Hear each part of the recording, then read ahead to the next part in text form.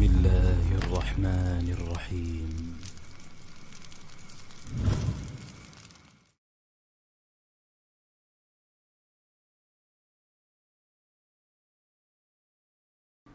بسم الله والصلاة والسلام على رسول الله وعلى آله الطاهرين أما بعد. اللهم اشرح لي صدري ويسر لي أمري واحلل عقدة من لساني يفقه قولي.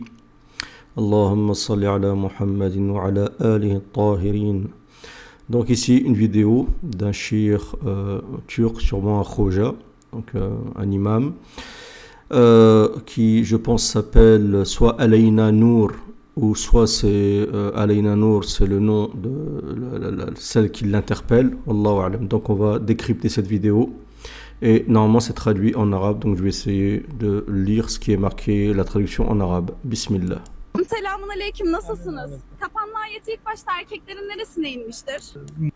Donc elle lui dit salam alaikum, donc quelles sont les parties du corps, d'accord, que le verset nous demande, ou Allah Azza demande aux hommes donc de couvrir pour la première fois. Malumunuz erkekler için de bayanlar için de bir avret. Donc lui il explique qu'il y a ce qu'on appelle l'awra. Donc l'awra c'est ce qui représente en fait l'intimité dans l'homme. C'est ce qui, lorsque c'est dévoilé, ben, vous êtes nu, d'accord. C'est ce qui est en fait apparu sur Adam al-awra.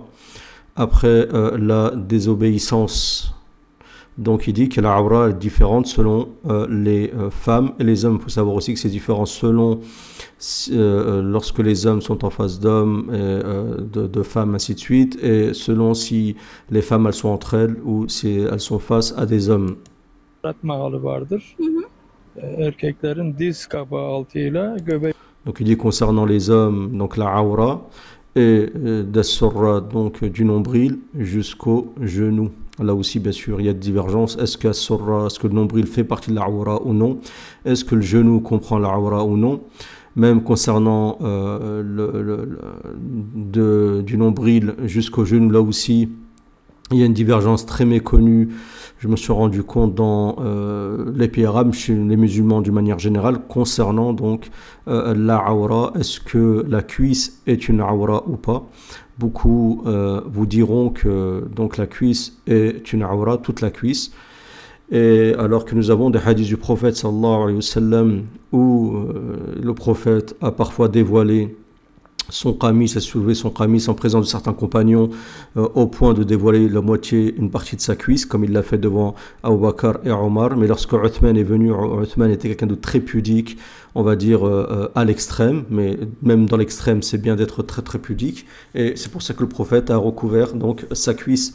Et d'autres hadiths, le prophète est sur sa monture et son qamis s'est dévoilé, ainsi de suite. Donc si c'était réellement une awra comme on le conçoit, donc la awra primaire, le prophète sallam n'aurait jamais dévoilé cette partie-là. Et donc on fait comment? Est-ce qu'on considère toute la cuisse comme étant n'étant pas une awra, ou comme étant une awra, donc étant la partie absolument à dissimuler? Je pense que le meilleur avis est un des avis dans le madhab malikite, que je considère être des avis fidèles donc à la politique de l'imam Malik dans la théologie qui concerne au jama', de rassembler donc les différents hadiths pour en tirer une conclusion du fait de faire une différence dans la cuisse, d'accord, dans la awra, et de considérer ceci comme des degrés, donc une limite à ne pas dépasser, donc qui serait à peu près de la moitié de la cuisse, et une autre qui serait un peu plus légère, une awra mukhaffafa, qui serait donc de la moitié de la cuisse vers le genou. Ça c'est mon avis personnel, parce que je considère que c'est un avis qui rassemble tous les hadiths du prophète sallam et qui me paraît le plus, on va dire, plus tolérant, le plus acceptable. Wallahu a'lam. Certains disent que c'est compliqué à définir la moitié de la cuisse. Bien sûr, vous n'avez pas besoin d'une règle pour ceci.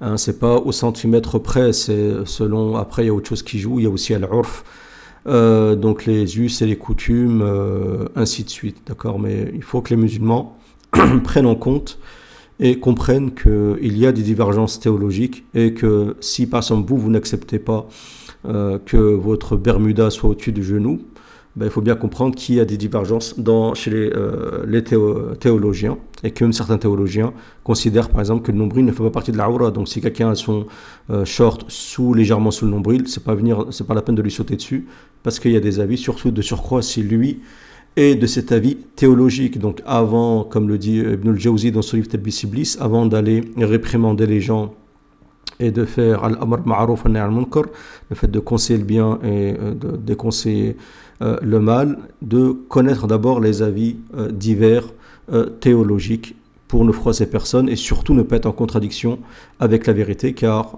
seul Dieu sait où se trouve la vérité absolue dans ces questions de divergence. Üstüne kadar bayanlar komple avrat mağalıdır.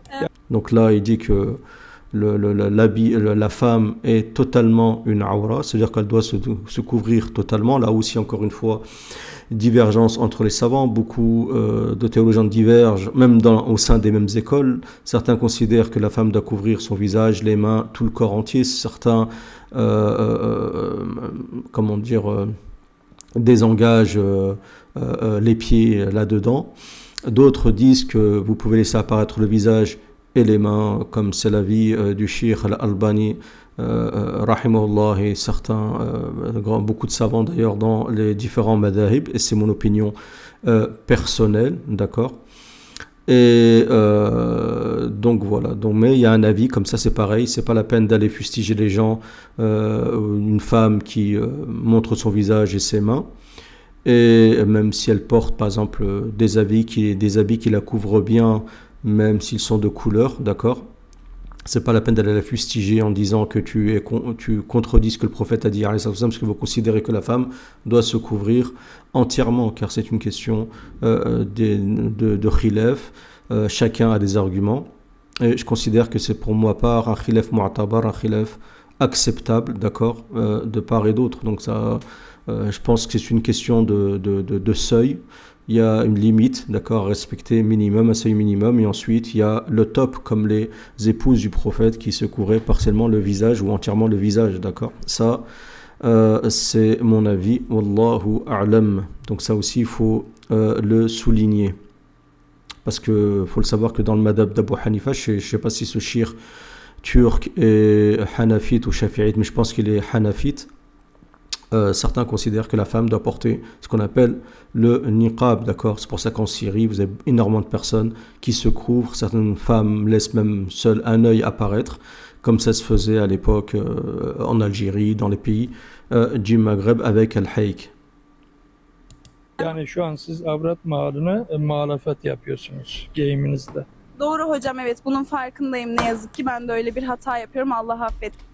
Il lui dit voilà, la femme, toi-même tu contredis donc ce qu'Allah t'a demandé concernant l'habillement, ainsi de suite.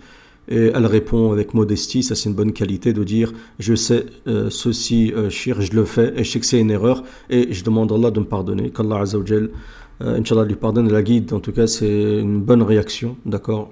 Ce genre de personnes qui ont ce genre de réaction, c'est très louable. Peki kapanma ayeti ilk erkeklere mi inmiştir yoksa kadınlara mı inmiştir? İlk bayanlara inmiştir. Il demande est-ce que le verset où Allah demande de se couvrir, est-ce que ça concerne les hommes et les femmes ou uniquement les femmes? Lui il dit ça concerne uniquement les femmes. Hangi sureyle?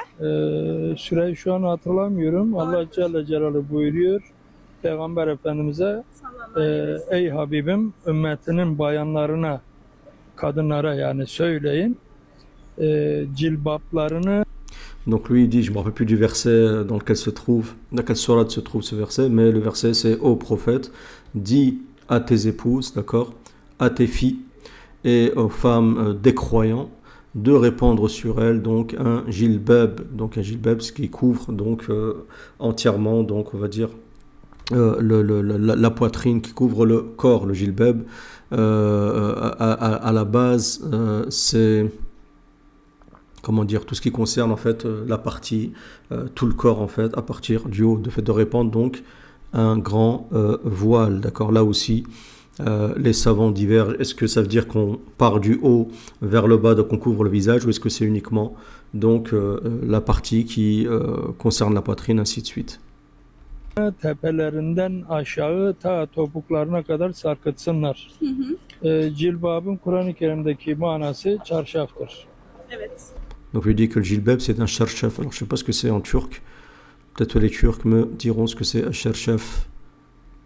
Kadınlara kendi vücutlarını namahremlerden sakınsınlar. Donc il dit que les femmes doivent couvrir leur corps lorsqu'elles sont en présence de personnes qui ne font pas partie de leur mahram. Donc al-maharim sont des gens, d'accord, qui sont dans la sacralité, des personnes avec lesquelles vous pouvez, donc la femme peut par exemple se découvrir les cheveux, ainsi de suite, d'accord. Donc ça c'est les mahram, d'accord, donc les gens proches, très proches de la famille, ainsi de suite. Il y a toute une liste que vous trouverez donc citée dans le Coran concernant donc les mahram. Korusunlar diye ayet inmiştir. Peygamber Efendimiz bize bildirmiştir. Erkeklerin ilk başta göz kapaklarına geliyor. Bana bakmamanızdan anlıyorum. Siz de bu ayeti gayet iyi uyguluyorsunuz. Donc elle lui dit que Allah Azza wa Jalla ordonne aux hommes de baisser le regard et elle dit je pense que c'est ce que tu appliques vis-à-vis de moi. Şimdiki bayanların hiçbiri demeyeyim de yani %80'i. Donc il dit laisse-moi te dire que je pense que la majorité des femmes, voire 80% des femmes désobéissent à Allah Azza wa Jalla, donc dans leur façon de s'habiller, ainsi de suite. Donc c'est lui qui dit ça. Il est plus à même de s'exprimer dans cette question-là, mais bien sûr, là il s'adresse à une femme, mais les hommes aussi désobéissent. Allah Azza wa Jalla, c'est pas restreint aux femmes. Varan bir kitle hakikaten Allah'a isyandadır. Şu an sokaklardaki kadınların %90'ı Allah'a Donc il dit que 90% des femmes qui se rendent dans les aswaq, donc les souks, désobéissent à Allah Azza wa Jalla. İsyan halindedir. Çünkü Allah emretmiştir örtünün. Siz örtünmüyorsanız o zaman siz Allah'ın emrini hiçe sayıyorsunuz. Donc il dit si elles se couvrent pas, les femmes, elles refusent de se couvrir, donc elles contredisent l'ordre de Dieu et elles désobéissent à Allah Azza wa Jalla. Allah'a isyan ediyorsunuz. Bu isyandır. Yani bugünkü bizim başımızdaki felaketleri. Là, il dit que c'est la raison, la cause des grands malheurs, d'accord, que nous rencontrons aujourd'hui. Alors bien sûr, je vous ai dit, c'est sûr et certain que c'est pas restreint aux femmes, parce que c'est les femmes. En fait, les femmes agissent aussi selon le comportement des hommes. Donc plus les hommes sont attirés par la fornication, sont attirés par la débauche, sont attirés par la turpitude, sont attirés par, on va dire, certaines caractéristiques féminines. Automatiquement, les femmes vont jouer le jeu et elles vont faire de la surenchère. Malheureusement, c'est un cycle. Donc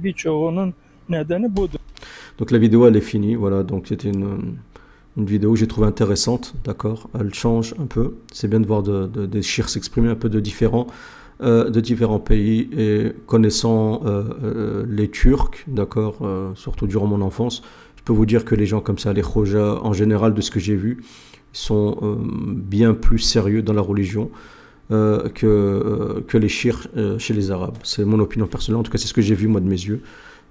Ces gens-là qui sont issus comme ça des écoles coraniques, des écoles, des universités islamiques, ainsi de suite, qui portent l'habit, ainsi de suite, comme ça. Les Turcs, c'est des gens qui sont stricts dans leur suivi, comme chez certains peuples, on retrouve chez certains peuples traditionnalistes cette manière d'être un peu ferme, d'accord, et d'autres ethnies même qui sont très proches du Maghreb qui sont un peu comme ça dans leur mentalité. C'est une bonne chose. Si cette vidéo vous a plu, comme d'habitude, un j'aime, un partage. Vous êtes d'accord, pas d'accord, exprimez-vous dans les commentaires et si je peux vous répondre, Inch'Allah, je vous réponds. Exprimez-vous avec respect et avec argument. Barakallahu fikum.